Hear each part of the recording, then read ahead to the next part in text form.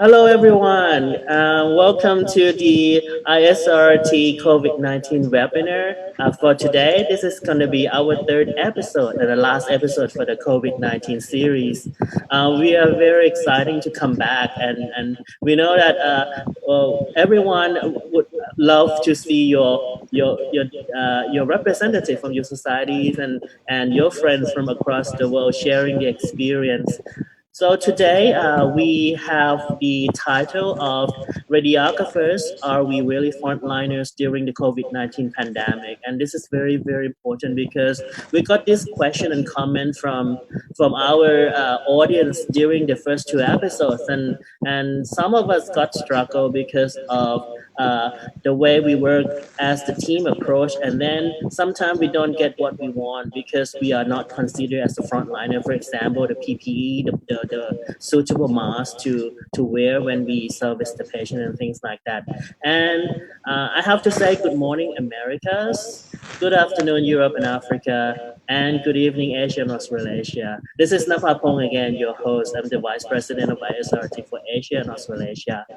And today we have four speakers representing our three regions and four sub-regions. The first speaker is a very, very nice guy. He's my good friend and one of the board member, Philippe Jassong. He is the ISRT treasurer. Philippe is from France and he is really frontline. He works in a hospital. And the next speaker is from the Americas region. We have the Reshma Mahipat from the Society of Radiographers of the Trinidad and Tobago. And from Asia and Australasia, we have Pichi Luna from Philippines Association of Radiologic Technologists. And of course, we have one from Africa. We have Hilashni Rungasamy, and she's a senior radiographer and clinical tutor at Capital Radiology in Pretoria from South Africa. And we have two more important persons to be our panelists tonight. We have Stuart Whitley. Stuart is the ISRT Director of Professional Practice because tonight he's going to show us about the draft position statement about this frontliner status to everyone after we have the speakers give the talk already. And one more important person who is coming to join us tonight is Ashni Ramkeliwan. She is the president of South African Society. Well, since we have quite limited of time and people may need to have your own breakfast or something in the morning, let's start with Philippe Jassong, and he is going to do his presentation about a view from France. Just to introduce me, I'm Philippe Gerson from France, Vice President of the French Society, ISRT Treasurer, and I'm a chief radiographer in a big hospital in Paris in a center, and otherwise I manage two radiology department in another hospital with a big pediatric unit and another one with urology. So today we are the COVID in France, and 30,000 around people died. So it was terrible, but we have to manage the situation, and I want to explain you how we proceed, especially the situation management. I'm chief radiographer. So first I will start with a jump into the unknown and a white plan and a similar situation. Why I told you jump into the unknown? It's a leap into the unknown because we have never managed an epidemic situation, except the doctors who worked in Africa on Ebola, for example. But it's a pandemic and not an epidemic. I am very involved in Africa since a lot of years, so I know how the people proceed in Africa, but it's totally different with this new pandemic. I just want to show you this slide about the cause of death worldwide are much more important for cancer, infectious disease, road accident, suicide, but the unknown and the lack of treatment has caused worldwide panic. When somebody a doctor tell you that you have a cancer, we know it's going to be a long way, fatal or not, but there are therapeutic perspective. For the COVID, we know nothing or know much, even if the Chinese doctor immediately transmit all the relevant information. So, we jump into the unknown. We don't know what we are going to do with this disease. Uh, the alcohol, cancer, tobacco, car accident kill much more than COVID, but are not transmitted. COVID is contagious disease like AIDS, but we know that AIDS is sexually transmitted. I live as radiographer at the beginning of AIDS in the 90s. We did not know this disease was transmitted, but we knew that the homosexual community was very affected. And very quickly, we knew that it was a sexually transmitted disease. For COVID, we didn't know, and we do not know yet how contamination is done. We suppose, but we don't know. That's why I want to translate the slide, which is in French. It said, "Oh my God, general alert! Stop the world! We are going to death hall." Oh, white plan. Well, in France, we call white plan when we have a situation, an emergency that with a simultaneous mobilization of a police force, firefighters, hospital, 24/7. This plan is triggered for major disasters such as serious accident, terrorist attack, natural phenomena like floods, earthquake, or something like that. We don't have earthquakes in France, but we have floods. So when the state decide to have the white plan, you have to be you on work like 24 hours and 7 days, so you can be contacted by your hospital. The white plan was launched on March 14 and has just ended the last week. It corresponds to the lockdown and after it.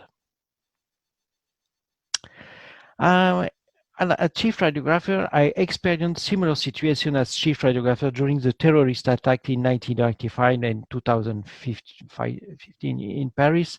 It's a leap into the unknown. You don't know if there will be other attacks, and you must ensure the management of the crisis, but eventually prepare yourself for another one. These are different white plan situations, but also with similarities. You are asked to be efficient, fast, and make the right decision for your staff. The important thing is the situation is to remain calm and to transmit calm and serenity to your staff. Of course, the administration of the hospital, the medical doctor help you and transmit information to you, but at present this is often too much information and it is necessary to know how to sort to go to the useful. Situation management and the staff management, which is very important. As for the terrorist attack, the staff mobilize themselves for the disaster situation. Everyone wants to help and participate, but it's necessary that the staff understand that the situation will be able to last and that the disease can strike them all if they are all together at the same time in the department, and therefore there will be no one left of take care of the patient. If everyone is affected, it was necessary to plan the teams by making them take turns, and that for the nurses, but also for the radiographers. It's very important to make clear, and it was not obvious at the beginning. Architectural organization and circuit. Patient organization and circuit in the radiology department is very important. There must be a circuit for COVID or suspect COVID and another for other patients. It is much simple for large departments that can dedicate equipment such as X-ray radio, CT scan, and ultrasound equipment for COVID. For others, a patient circuit must be created and validated by the agent team. I compare with the different hospital in Paris. We have a hospital who have several CT scan, so it was easier to dedicate one CT scan for the COVID because you know that CT scan is very important. And for the others, it was like in my department, we only have one CT scan, one MRI, so it was much more difficult. Hygiene is very important, so we have some system to clean the MRI, for example, the CT scan. So we did that, and we continue to do that. Personal protection equipment, we call PPE. I've been a subject of controversy in France, especially for masks, where has been a shortage, but not for hospital. Overall, the hospital and the radiology department have had the necessary equipment to work. The most difficult has been for nursing homes, caring for the old people. And we know the pandemic has hit our elders very strongly. Of course, training has taken to place to teach staff how to use a PEP effectively. In France, it's probably the same. Most than 70% or 80% of people died were under 75 years old. Activity. Imaging department has been completely changed. The operating theaters, the consultation closed, all activity has focused on COVID. Most part of the private radiology department were closed. Most of the activity has been concentrated in the hospital. It's very impressive to see the hospital empty in some part and full of the COVID sectors. My hospital in the center of Paris is close to Notre Dame Cathedral. It was the first time in my life I saw this place with usually 6 million tourists come per year with nobody in Paris. Paris was a ghost town. In my hospital, we also have an emergency department that we close and replace by the PCR screening center. The sector receives up to 250 people per day. Of course, with a special circuit and anti-organization for monitoring patients. Radiologists work in this center. Sometimes patient arrives with cough and fatigue or passed directly to the CT scan, which is faster than PCR in the diagnosis of COVID. Radiographers' role. We quickly learned that radiographers were going to play an important role, especially for bed patients, X-ray and CT. Some people had the disease, but overall they were very little affected because they protected themselves very well. Just before the COVID crisis, there have been demand and strikes to improve working conditions and especially wage. The government has heard the demand of health professionals and exceptional bonus of 1,500 euro has been given to all healthcare professionals who participate in this crisis. Negotiations have started and we hope to raise the wage by 300 euro per month. Radiographers are very rarely on strike in France, but faced with lack of staff, the necessary saving made at the hospital, and the growing demand for imaging examination, the COVID was, as we say in France, the drop of water that made the vase overflow. CT has proven in all countries of the world as the fastest and most effective examination. I will not come back to this point, which has been presented everywhere. In Paris, it was even used a CT scan in a container to better isolate patients with a special COVID unit. It was in the east of Paris at the Henri Mondor Hospital. As we can see, the radiographer has been at the front because this funding is like a war, and the radiographer have been like health soldiers. In the screening center, I told you about in other center, many patients were able to benefit from a chest ultrasound in search of an effusion. This study is very interesting but dangerous for the participant. Usually it's a medical doctor, a radiologist. The CT scan has definitely shown its superiority. For equipment, it was necessary to urgently order mobile X-ray for bed patients and ultrasound for intensive care department. The association's role very important. The French Association, AFPPE, has an important role in passing information to all radiographers via social networks. It supported professionals and in their requests. The European Association, EFRS, organized a webinar very quickly at European level. The ISA, which is an old association, reacted very quickly to the request of the WHO, which immediately saw the important role of radiographer in the diagnostic and treatment of COVID patients. Here's the messenger of the French Association on its website for the radiographer, healthcare worker on the front line. The FAS webinar on March 20. And here's a document published in emergency by the ISLC with WHO. In less than 15 days, this document was produced, validated by our board. It is complete and was widely used worldwide as a reference manual for radiographers facing COVID. Webinars have been proposed around the world and as here for Asia with our colleague from Thailand, Myanmar, Hong Kong, Vietnam, Japan, Korea, Philippines. These Facebook webinars were attended by thousands of professional radiographers and healthcare workers worldwide. There were some on the CT scan from Greece and others with the USA, Canada, and other countries. Many are in preparation for the next few weeks, and we will see them on social media. We have to react it very quickly and made some good decision and some wrong as well, because it's difficult to be in a hurry. We are all volunteers. COVID has accelerated training through webinars. It's a very good thing, but it does not replace conference and workshop where radiographers meet face to face. We have unfortunately postponed our ISRTCO World Congress to August 2021. I hope you will be there and that COVID will be far behind us, and that we'll be able to drink a good Irish beer all together or to shake hands. I thank you very much, and I hope to see you in Dublin in 2021.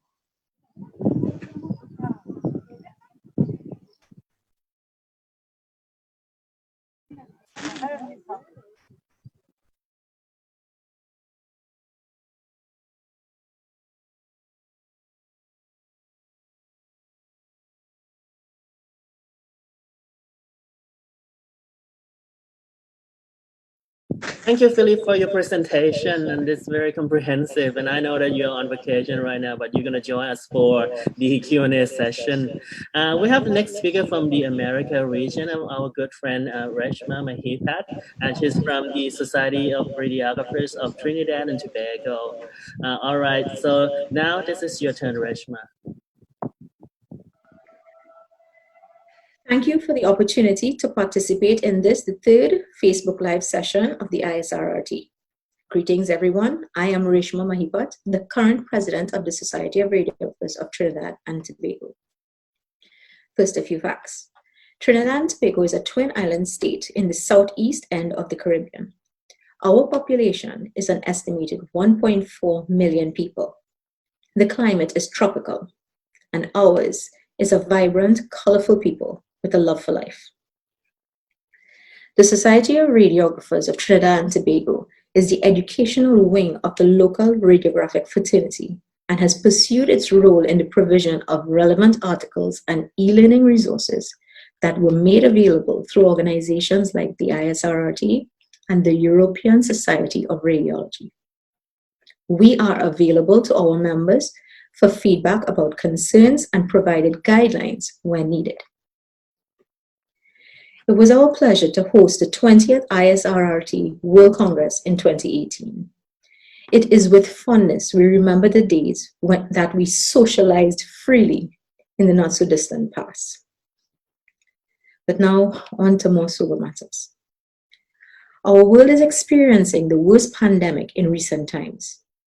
The reach of this pandemic is extensive, and Trinidad and Tobago was no exception. On March 12, 2020, Trinidad and Tobago recorded its first COVID-19 case. The Trinidad and Tobago government made the decision to immediately close schools on the 13th of March. Subsequently, all non-essential services were shut down and the borders were closed by the 31st of March 2020. At present, the Trinidad and Tobago COVID-19 statistics are as follows.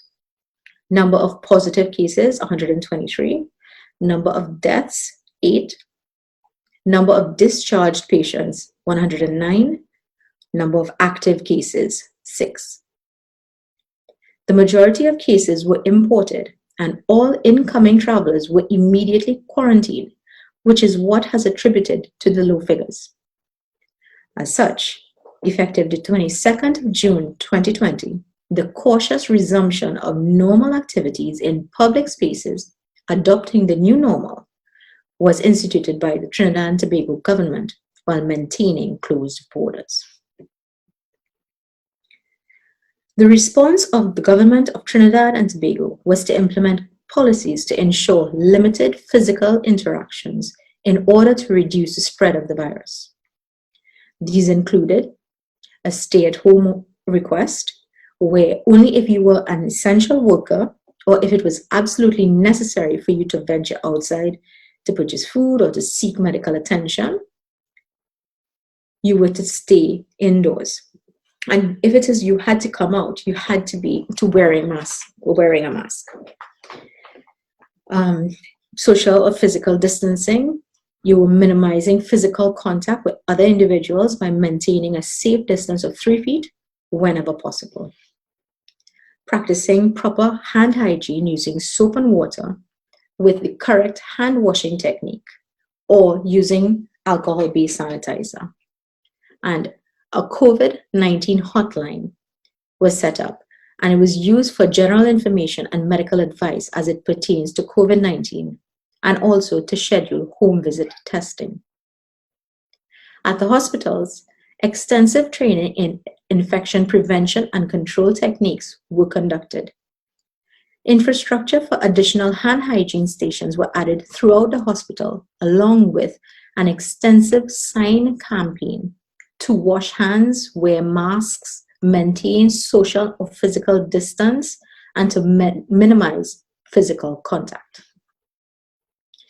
Provision of personal protective equipment, or PPE, was a major concern initially, as most of the suppliers were in regions that required their stores.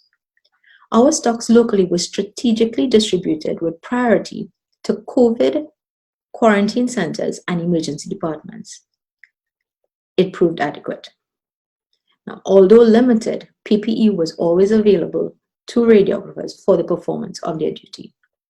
As part of the COVID-19 response, radiology departments developed specific protocols for patient interaction in imaging exams. These included rerouting of patients entering the department who displayed flu-like symptoms, ensuring proper use of masks, and good hand hygiene. In addition, there was modification of workflows and maintenance of good IPC practices. As expected, many challenges were encountered, and these are just a few. The government of Trinidad and Tobago initiated a parallel healthcare system designated for respiratory illness so that a measure of isolation from patients with non-respiratory ailments could be afforded. This was done using human resources and consumables that were in existence, which stretch resources. Annual leave for healthcare workers was suspended to increase the workforce to cover both systems. Having to cover emergency cases and suspected COVID-19 cases had stretched our human resources, with many radiographers having expressed feelings of burnout. Radiographers were not considered frontline in all instances, but were treated with on an as-needs basis. At the health centers, their screening protocols for suspected COVID cases would guide patients to the tertiary center for imaging, which was equipped to handle them. As such, radiographers at the health centers did not have PPE as readily available as other imaging departments. On the other hand, there was no dearth in supply at the tertiary institutions that housed the COVID-positive patients. Priority to PPE supply to radiographers thus varied according to the designation of the institution they were at. In most institutions, an IPC nurse was in charge of PPE distribution. However, all radiology departments were allotted their PPE. Communication from management proved a challenge in certain instances. Portable X-rays for suspected COVID-19 patients were done in makeshift isolation areas within the emergency department. The department was regularly sanitized, and depending on the patient's housing and isolation needs, the areas were moved to decrease dose to bed-bound patients. A significant challenge was that radiographers were not being informed about these changes as a matter of priority due to the dynamic nature and frequency that they occurred. It was our duty to find out the changes and work with nurses to locate patients to facilitate the portable imaging study. Good communication with the healthcare team was a necessity. So, looking at the way forward, it is heartbreaking that even during a pandemic, when radiographers were most present and played an active role in the diagnosis, treatment, and recovery of citizens, radiographers are not widely deemed frontline workers. Now is the time for us to focus on gaining better recognition for our profession by raising awareness of our roles, responsibilities, and importance to medicine. This can be done through career day activities, published articles, and use of the social media platform. Another strategy would be to have radiographer representatives as an advisor to the Ministry of Health in a not too distant future, so as to represent and advocate for better working conditions and benefits for radiographers. Also, the creation of a labor union specific to radiographers can be another way forward. The reclassification of the profession to reflect the educational requirements and skill sets of radiographers may also prove beneficial. Now, as to the role of radiographers as frontliners, radiography is the eyes of medicine. It is through radiological services physicians are able to see what pathology is there and to what extent it exists in the individual. During this pandemic, the humble chest X-ray has been instrumental as an immediate answer as to how a patient is to be isolated and the planning process for the patient's prognosis. Results from a COVID-19 swab test in Trinidad takes approximately 24 hours, so patient treatment can begin while waiting for results. If a suspicious area was seen in the X-ray, it could be further demonstrated with CT. Follow-up with patients on wards or in clinics post-discharge from the hospital would map the patient's improvement or monitor the pathological process as treatment is administered. The role of radiographers has always placed us in the trenches in emergency rooms for critical patients, in the theater for emergency surgical procedures, in the ICU to assess line placements and desaturations. Consider all these scenarios with the addition of the possibility of COVID-19. We are the front line. We are part of the team that can save lives, and we are there to ensure that they can see what they are dealing with and take the guesswork out of medicine. That is the end of my presentation. Thank you for your time, everyone.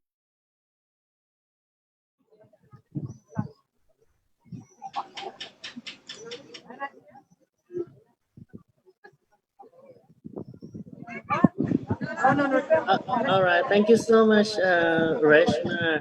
This is very important message that you give to our audience, and we will come back to you for the Q&A session.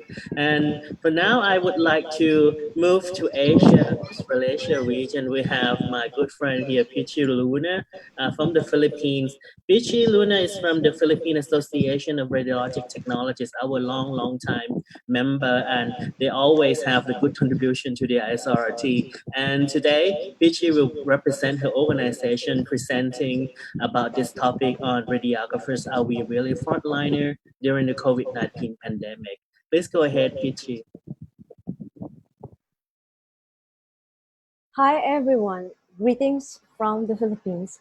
I am grateful to the ISRRT International Society of Radiographers and Radiologic Technologists for inviting me to speak for the Philippines as part of Asia Australasia region in the ISRRT. I will discuss about the experiences and situation of radiographers and radiologic technologists as frontliners in the Philippines during the COVID-19 pandemic. Allow me first to introduce my country, the beautiful Philippines. The Philippines is one of the world's largest archipelago nations. It is situated in Southeast Asia in the Western Pacific Ocean. Its islands are classified into three main geographical areas. We call them Luzon, Visayas, and Mindanao. The two largest islands, Luzon and Mindanao, make up the 2/3 of the total land area. Only about 1/3 of the islands are inhabited. As a large archipelago, the Philippines is a culturally diverse country. For the current situation of COVID-19 pandemic in the Philippines, the Department of Health reported that the total number of coronavirus cases in the Philippines has reached more than 31,000. And though the DOH recording now 1,000 new cases each day, there is increasing number of new recoveries, bringing the total tally to more than 8,000. And most cases with more than 60% are coming from the National Capital Region. That includes the cases from large and developed cities like Quezon City, Manila, Makati, and Caloocan. In the ASEAN region, the Philippines consistently ranked third for 2 consecutive months now since April 22, 2020 to the present. With over 2,600 infected healthcare workers who have contracted COVID-19, the 5 medical professions with the highest number of cases includes the radiologic technologists with 55. And despite the increase, the Department of Health maintained that the rate of infection among health workers continues to follow a downward trend since its peak on April 10. Also, there is increasing number of health workers who have recovered. Currently, we have a total of 22,570 radiologic technologists and 9,502 total X-ray technologists in the Philippines. And the Department of Health is conducting emergency hiring of health personnel for COVID-19 response. Contract of service as prescribed on DOH, the Department Memorandum Order number 2020-0153. Hiring radiologic technologists on a contract service basis for a minimum of 3 months, aimed to augment our current health workforce who are currently working tirelessly in our fight against this pandemic. Looking back, during the early onset of COVID-19 pandemic in the Philippines, there were stories shared and were known on social media, where RadTechs were given less priority in the supply of personal protective equipment, and that they are even required to observe conservation of supplies from the hospital, and considered RadTechs as less vulnerable to exposure to COVID-19 as they are waitlisted for rapid test or swab testing. Our local chapters have made efforts to augment supply of PPEs and disinfecting materials to the RadTechs working within their areas.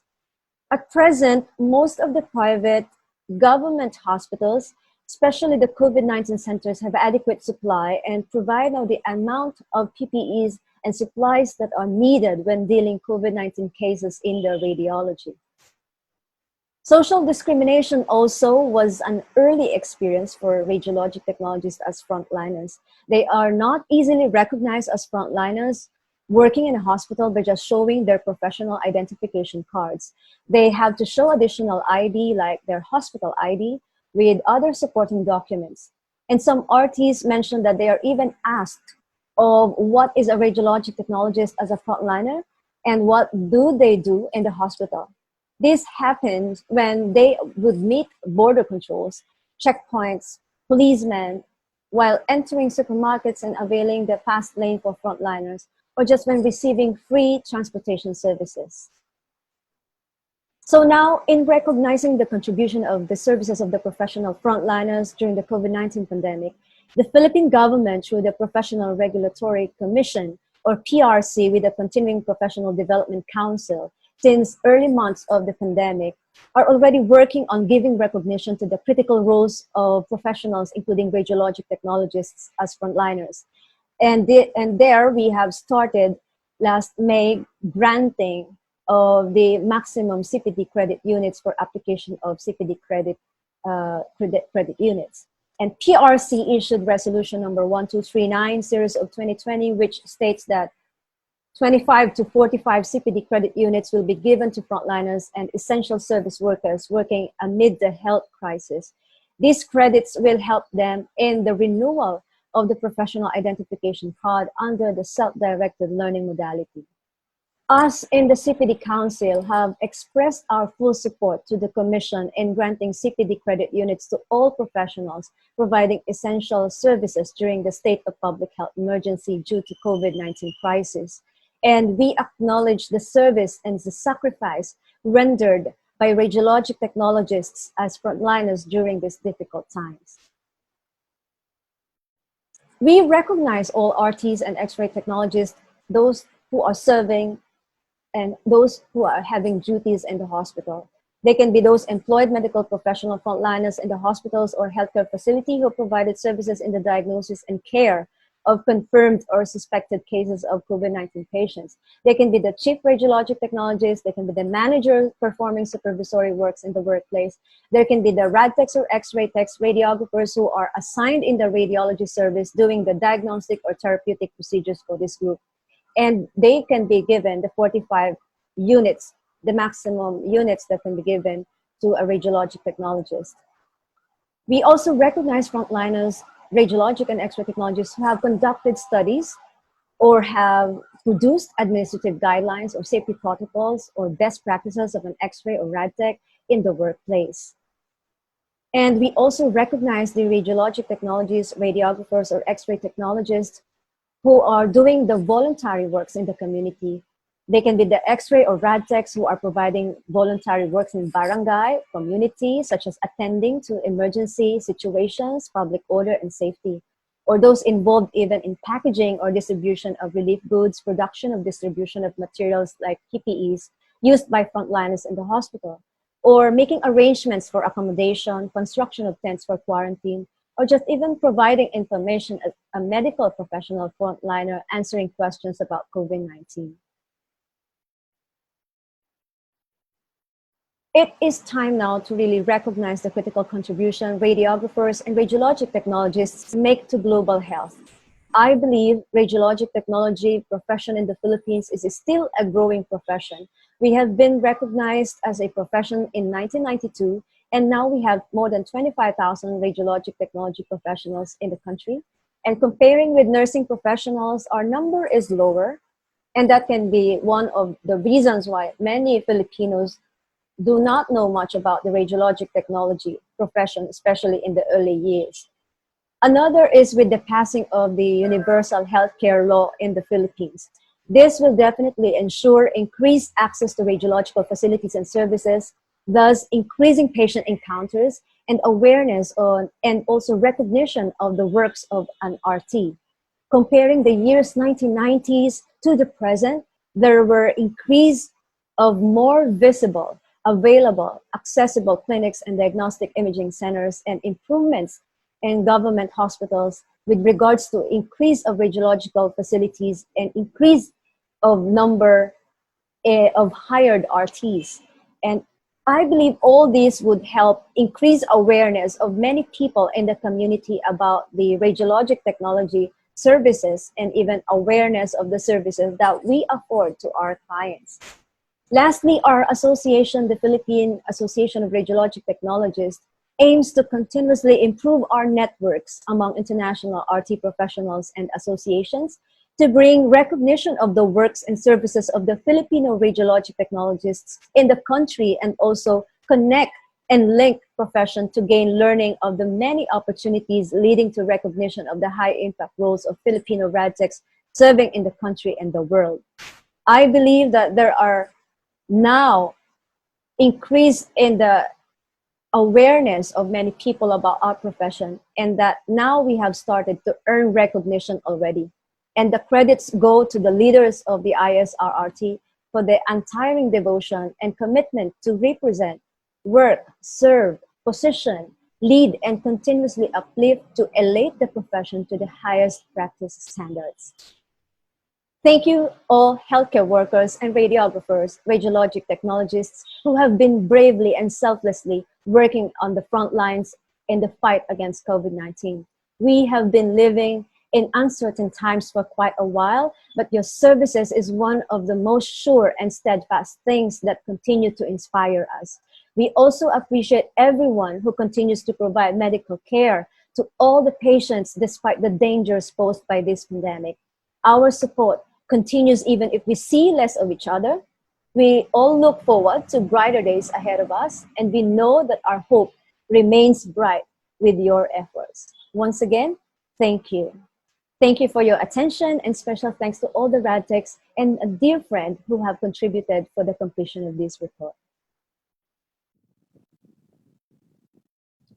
All right. Thank you so much, Peachy, for your very, very informative talk today. And we got some of the keywords that we will get back to you for the Q&A session. And for friends from across the world, I see now many of us are watching live at the moment. And I would like you, if you have any questions or comment, please do so at the comment box below the broadcast screen. It depends on your machine or your platform. Sometimes the comments box will be on the right hand side. So just post any question if you wish to have. And now I would like to proceed to our next speaker from representing the African region.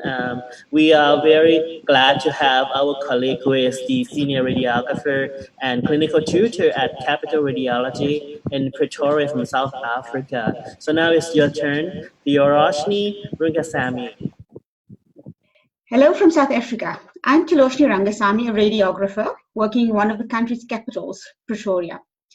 South Africa, with its population of 57.7 million people, is known as the Rainbow Nation, a title that captures the country's cultural and ethnic diversity. The country is divided into 9 provinces, each with its own premier. We have 3 capital cities, Cape Town, Pretoria, and Bloemfontein, and we have 11 official languages. Okay, so looking at the current COVID-19 statistics as of yesterday, 16th June 2020, the country's total infection rate at this point is 76,334. We have a recovered total of 42,063, and unfortunately, the death toll is 1,625. Looking at those stats, Western Cape is our problem area at the moment with the highest amount of infections. And Gauteng, the province I'm from, is second in line at 13,023. Just an interesting piece of information.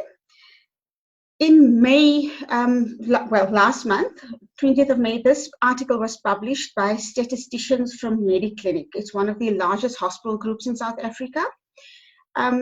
These were just projections based on numbers of infections at that point in time.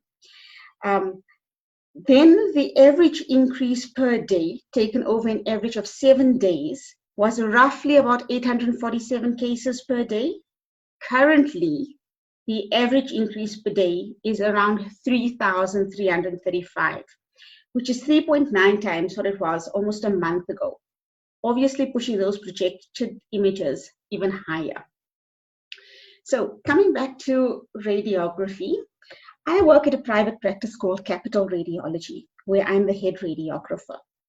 The practice is owned and run by a partnership of radiologists, and we provide the following services: general x-rays, ultrasound, mammography and bone densitometry, CT scan, PET scan, MRI scan.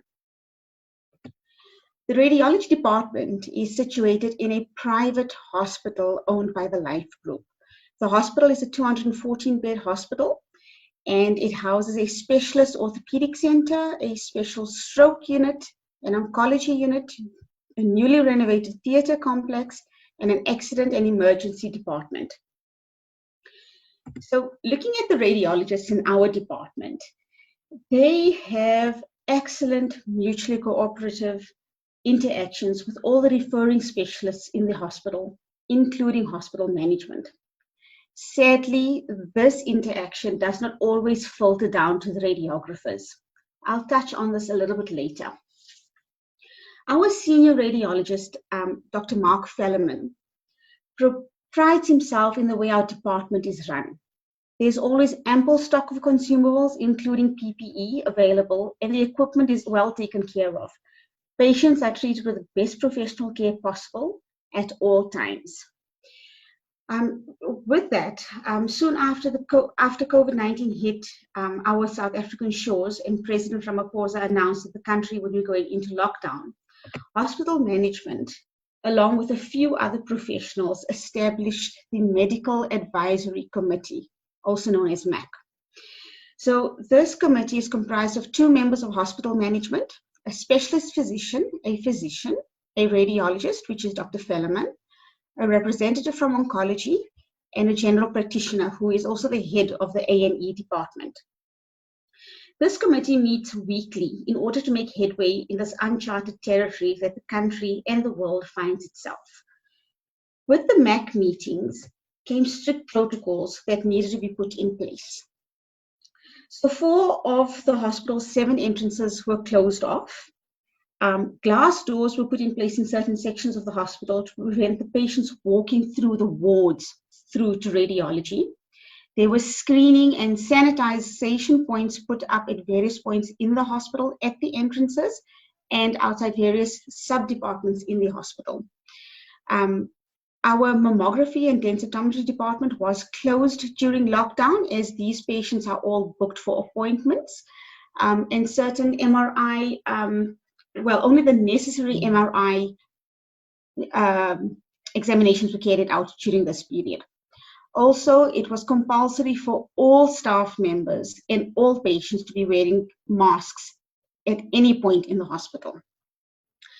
So this was one of the screening forms that the hospital asked us to make sure our staff, they were kind enough to hand us the template and told us to tweak it to suit our department. This is now basically for each staff member where you need to do a daily record of your symptoms, of your temperature. So screening happens on a daily basis at the beginning of shift and at the end of shift. I was also asked, myself and all the other departments in the hospital was asked to draw up a COVID staff protocol with regards to screening the staff, regards to how patients are handled, the way patients are screened, social distancing in the department, social distancing even in our kitchen.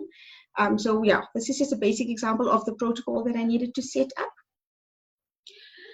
So obviously with lockdown and the COVID, all these protocols put in place, there were a couple of challenges that arose. And one of the major challenges was the shortage of PPE due to panic buying by people who didn't need it, which was just the general public that thought, they needed to get the masks and the gloves and whatnot. Obviously leaving very little stock for the people who actually needed it. And also the fact that the ports were closed, so no stock could be imported. Our hospital ran out of PPE. And this is where Dr. Velleman stepped in and said that he'd assist as the radiology department had stock. So this act of kindness from the radiology department was the turning point for our radiographers in our practice. This brought about a newfound recognition of the radiographers as part of the team of frontline workers. So we noticed positive changes all around in the hospital towards us. The communication between myself as head of the department and the head of the A&E department, and also between myself and the wards and ICUs, had improved tenfold after this.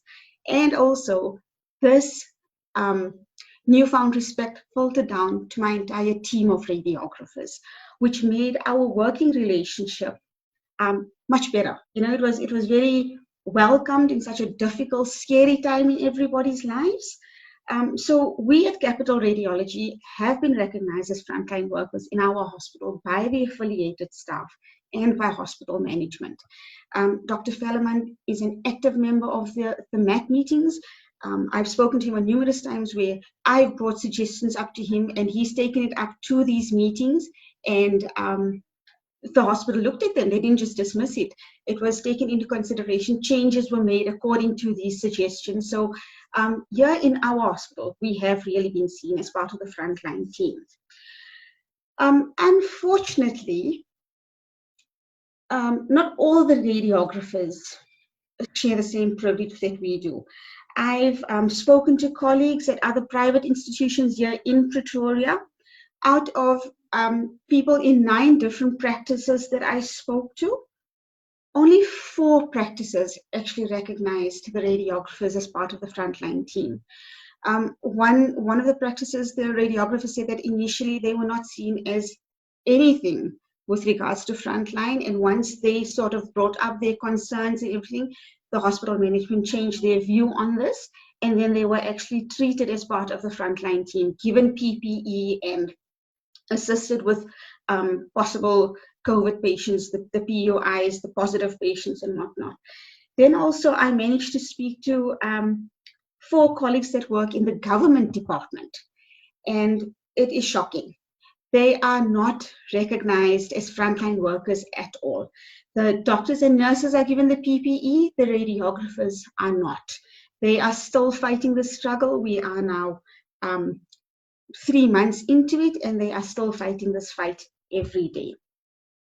So it's unfortunate that this now doesn't take us very much further from the starting line with regards to radiographers all over the country. Like I say, I can speak for myself and my practice. We are frontline workers, but yeah, it is sad that the rest of the people do not get seen as frontline workers.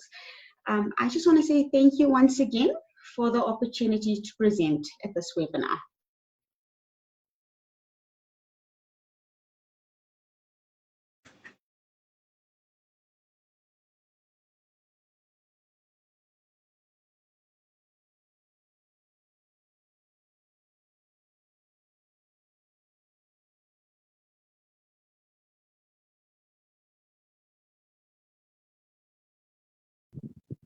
Hi, I'm sorry.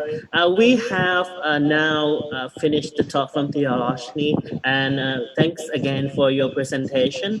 At the moment, we have 4 speakers from each subregion of ISRT finish the talk. That kind of represents our voice from across the world. What I heard was pretty much the same story about the PPE.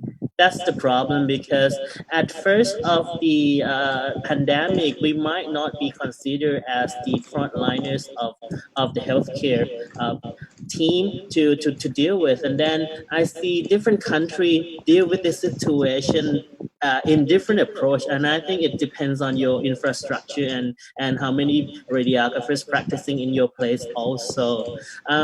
Before we take some questions from the audience, I would like to introduce one of the panelists today. We are honored to have the panelists representing from our member society from South Africa. We have Ashley Ramkelawan, and she is the president of the South African Society.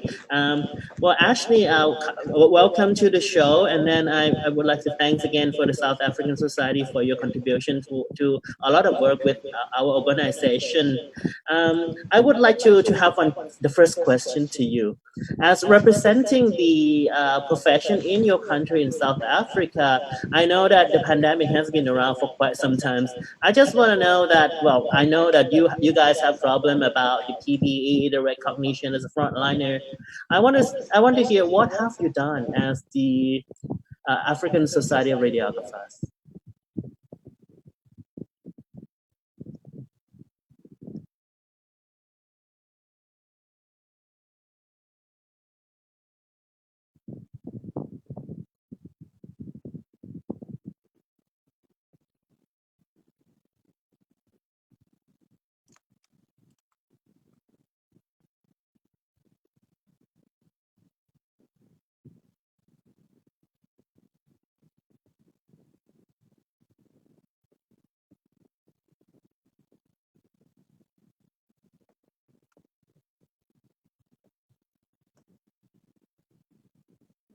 All over the country.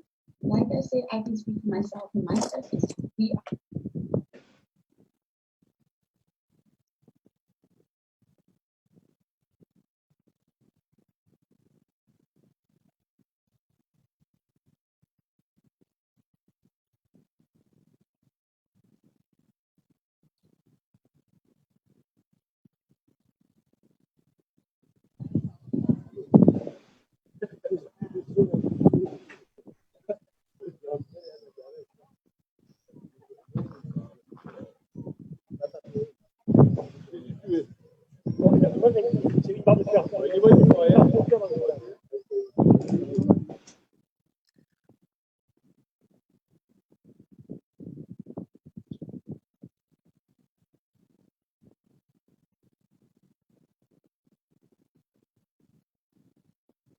All right, I think Ashley microphone has some problems here, and I think we will notify to her and then let her speak again.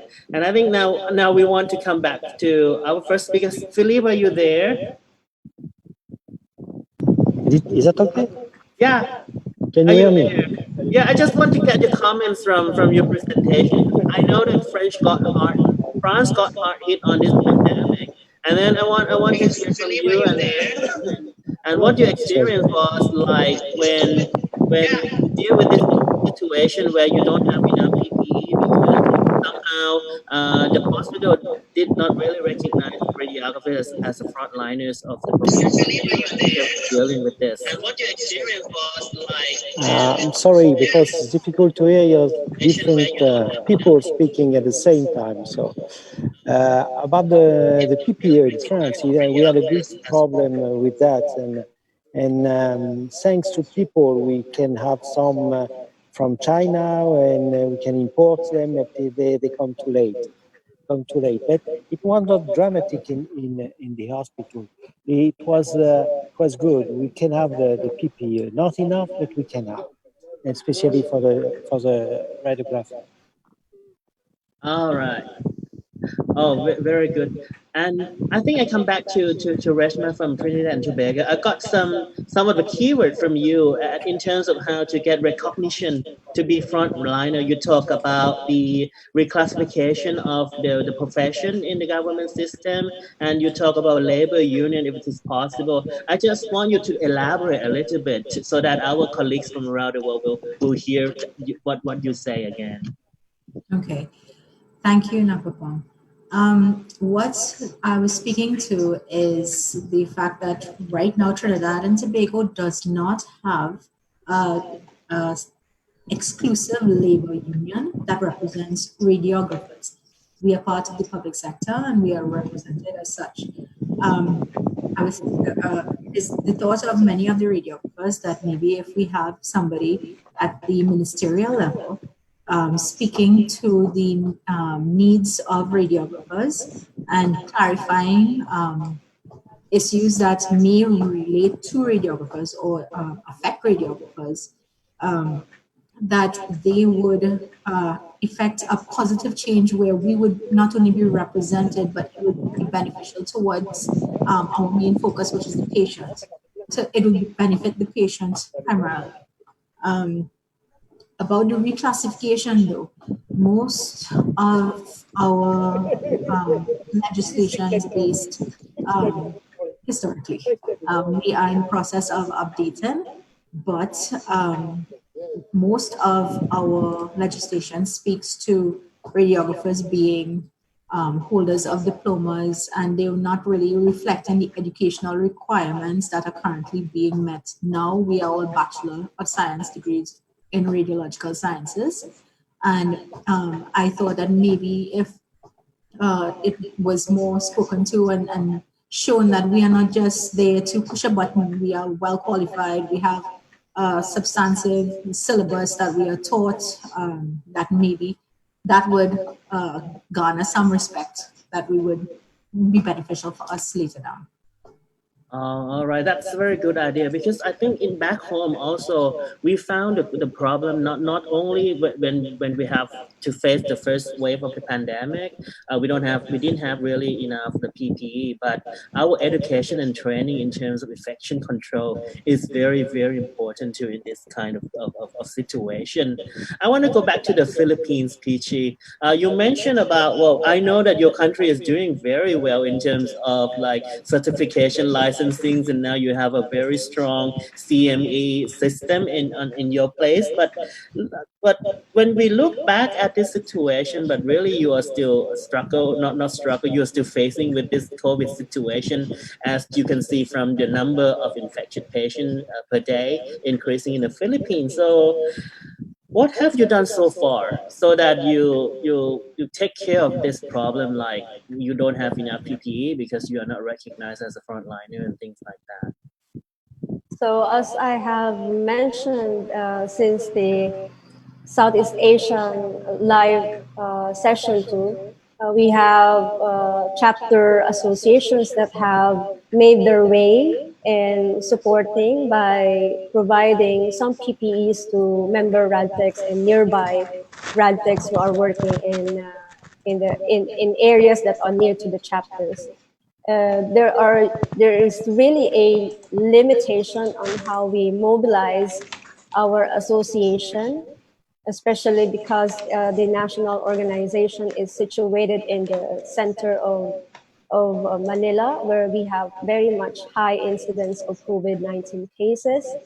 And it's good that we have very good active chapters who are very much willing to donate, provide fundings to purchase their own PPEs to be able to supply to our members. Oh, that's a very good idea also, and I think a lot of people can learn from you and your experience. I wanted to go back to Theolosny from South Africa. I know that you work in a private practice, and things may be different, but I think people who also work in a private practice want to learn from you also, and on how you deal with this kind of situation, because a lot of people might have thought that private sectors they might have enough resources to provide, but sometimes, even back home, we got struggle also in the private practice because the hospital management may not recognize us radiographers as a frontliner. So, in terms of distribution of the PPE and those masks that is necessary for our practice may be limited. Please let us know what have you done, not only in your hospital but other hospital in a similar kind of practice in your country.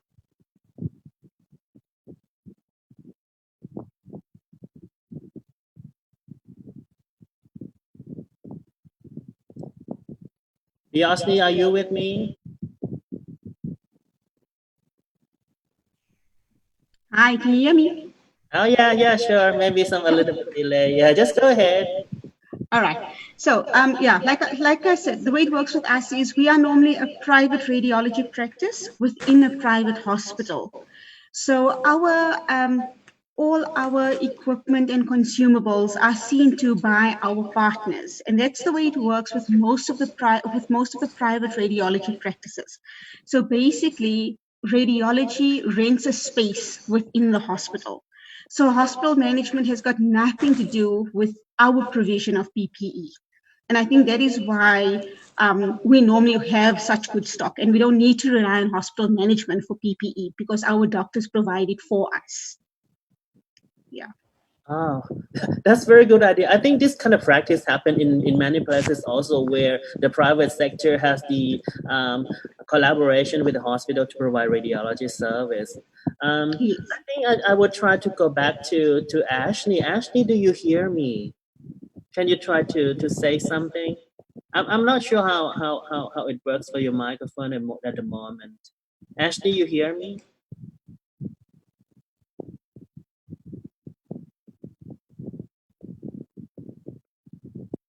All right, maybe let's figure out right later for the president of the South African Society. Let me go back to our international organization, Stuart Whitley. Stuart is with us today, and from this kind of response from our member. All right, maybe let's figure out right later for the president of the South African Society. Let me go back. Stuart, are you with me? From this kind of response from our member. Right, maybe let's figure out right later for the president of the South African. All right, I think I have. Let me go back. I think I have Stuart Whitley with me, and then Hello. Stuart. Hi. Well, technical challenge a bit today, not because of the COVID, but maybe the time zone. Stuart, the director of professional practice from ISRT, we have drafted the position statement on this based on the request from the member societies, and I would like Stuart to show us today about this. Please go ahead. Sorry, Napapong, I had killed the sign, so can you repeat what you said, please? And all right. Well, I just mentioned that we have a lot of responses from our member society about if we have any documents proving that we are frontliners in this COVID pandemic, so that they can use this document to deal with the management or the government to prove that we really are in terms of international practice. And as ISRT, we are a representative, international representative of the profession. And Stuart Whitley, you as the director of professional practice, really we have drafted a document, and I would like you to talk about that. Okay, Napapong.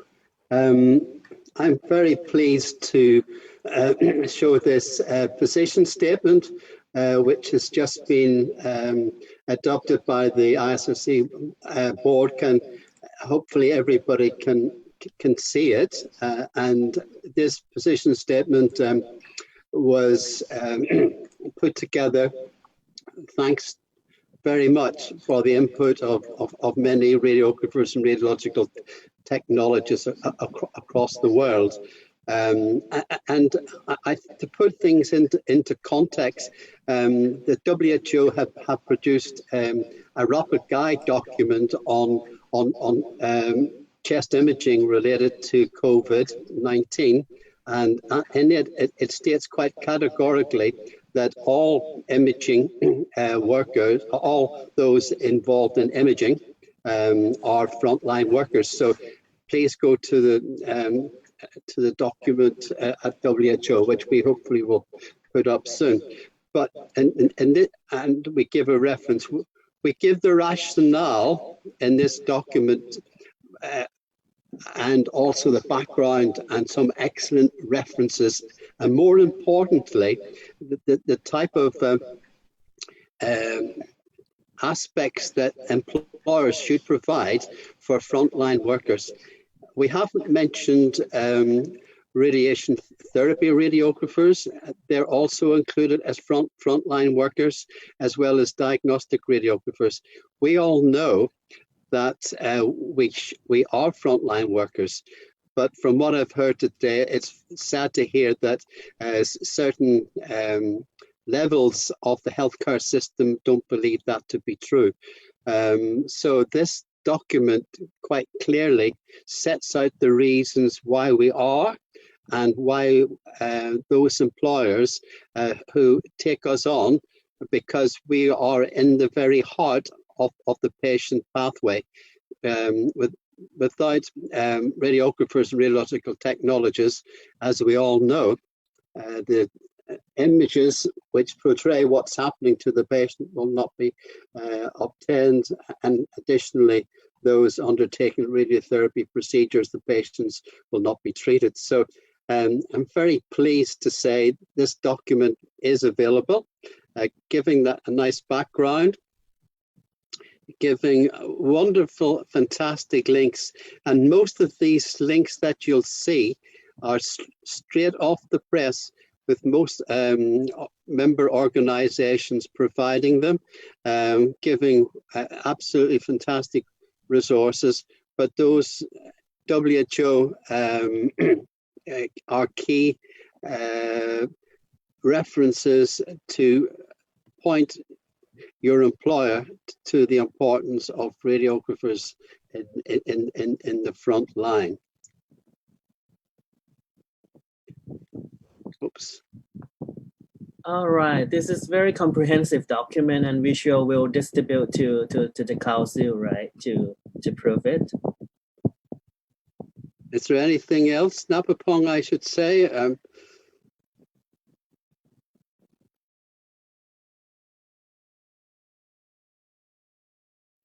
Thank you, Stuart. Basically, this document will go through to the council, right, to prove it? Or what's the process right now? Well, at the moment, this was circulated to all council members. It was first drafted and sent out to a small group, after which we have circulated to all council members throughout the world. And based on their feedback, we have this document which the board has approved, which council will see again in Dublin. Quite interesting, some of the feedback which we got, especially from some of the African members, was extremely important. Even access to a water supply, so that people can actually wash their hands. Some of the things which we sort of take for granted in some countries. And I think it's important to put that in so that no matter how small or big the institution is, or how small or big the country is economically, the very basics are essential to to ensure a standard of health. The other interesting thing is that whilst this is COVID related, it's the COVID pandemic which is focused on the fact that we are frontline workers, not just because of this particular pandemic, but we are frontline workers per se in all aspects. And so employers must provide us with the resources and the help and support for radiographers on the front line, making sure that they have a good health surveillance going on in the background as well, and support for radiographers and technologists if and when they contract any disease or accident at work. Oh, very, very interesting. So for our members around the world, you will sure see this document, right? We already distribute, circulate the document to other countries. And I tried to go back to Ashley, the president of South African Society again. And do you hear me, Ashley?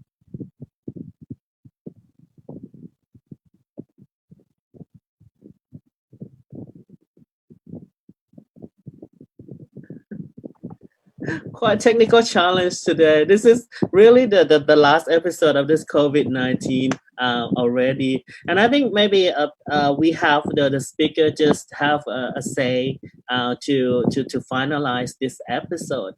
Like, what do you want to see in the future? As our status as a frontliner, we know that we get struggle. What we want to see, and how can we reach that situation or that stage of the frontliner really in practice? Let me go to Peachy first. Peachy, unmute your microphone first. Yeah, I think COVID-19 has given us so much challenges that we must consider these challenges as an opening to more opportunities. Through this, we were able to connect among each other, share our best practices and experiences, and even challenges that were posted on us.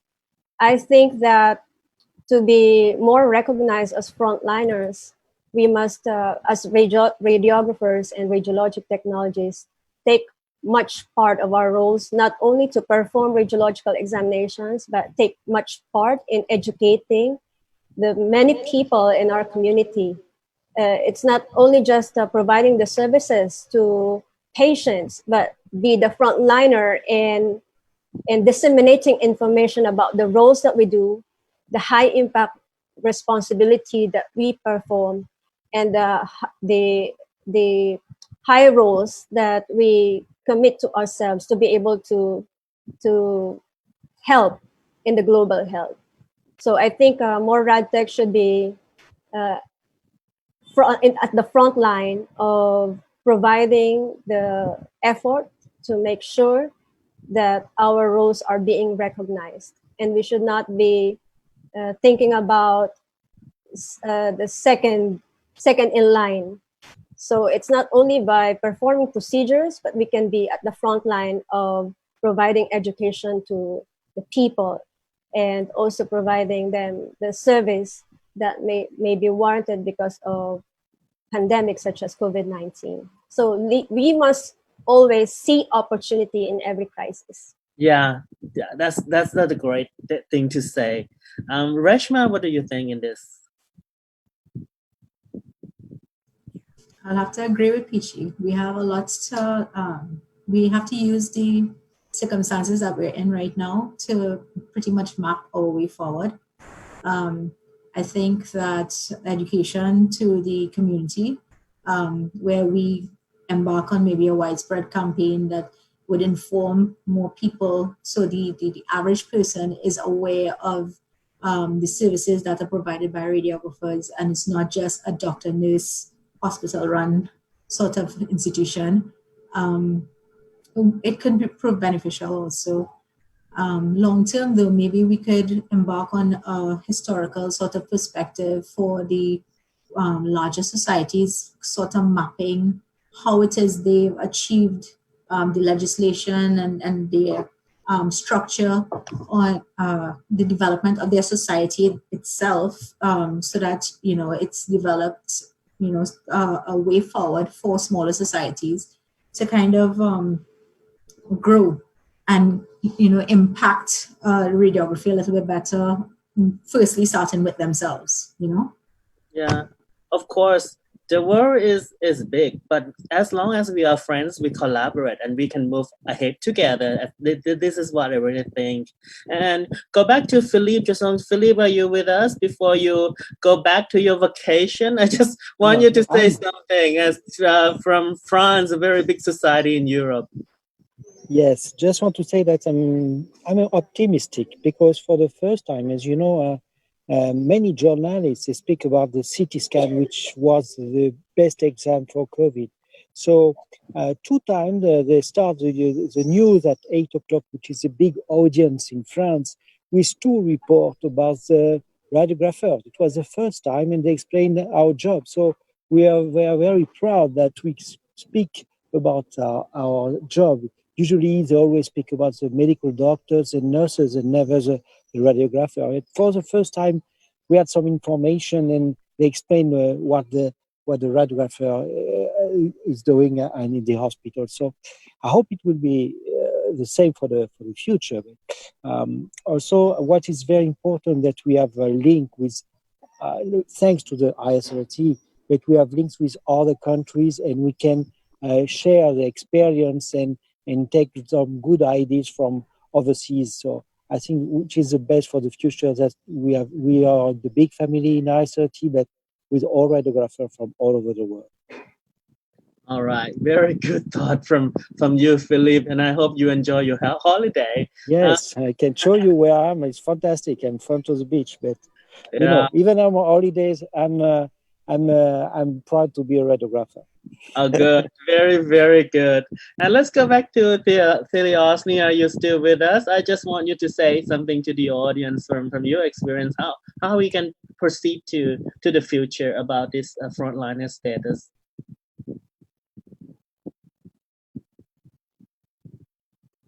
Yelashni, are you with us?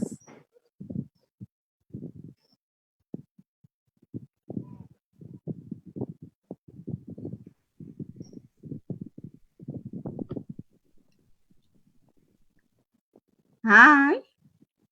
Hello, are you there? Yeah, I'm here. Can you hear me? All right. I just want you to say something to the audience about how would we proceed to the future about our status, how hard work we have to do to achieve that stage of the profession. You know, that's a good question. We are just going to have to keep our stand firm. If we get a patient that comes in through A&E, the first 2 people they call is bloods and X-rays, and we're going to somehow have to keep on making ourselves known to say, listen, you've called me as part of the first team to work with the patient. So yes, I am a frontline worker. Whether you recognize it or not, I am standing here and I am a frontline worker. Like I say, here with us, we've got it right in this hospital, but for my colleagues in government, it's really difficult. And they're just going to have to keep fighting that fight and making it known that I am a frontline worker and this is how it stands. All right. Very good thought. You know, this is reality. When patients come in, blood and X-rays, right? Always. Maybe we switch to X-rays, then blood, then we are first liner. All right. Yes. All right, we can try to go back to Ashni again and hope she can hear what we say. Ashni, do you hear us at the moment?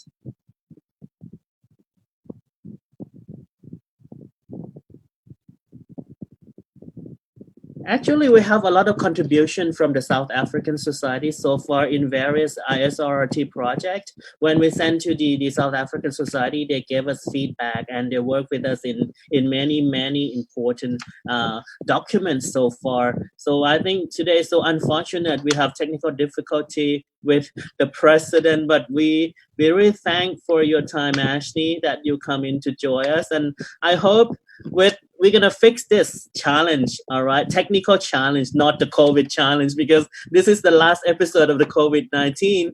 We're gonna get back to you and bring you back. We will tutor you on how to use this Zoom. I know that there's gonna be some challenge anyway, but well, I think it's time for us to close this session. So far, this COVID-19 webinar has been running for 3 episodes, and this one is our last.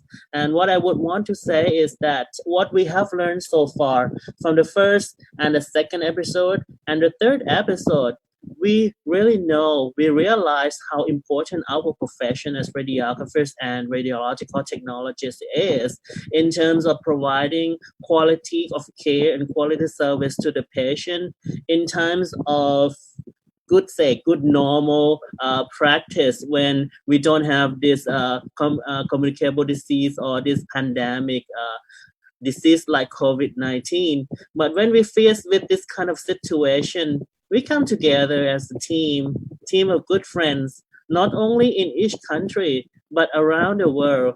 And ISRT is your representative, is your big home that we come together and work together for the benefit of our patients worldwide.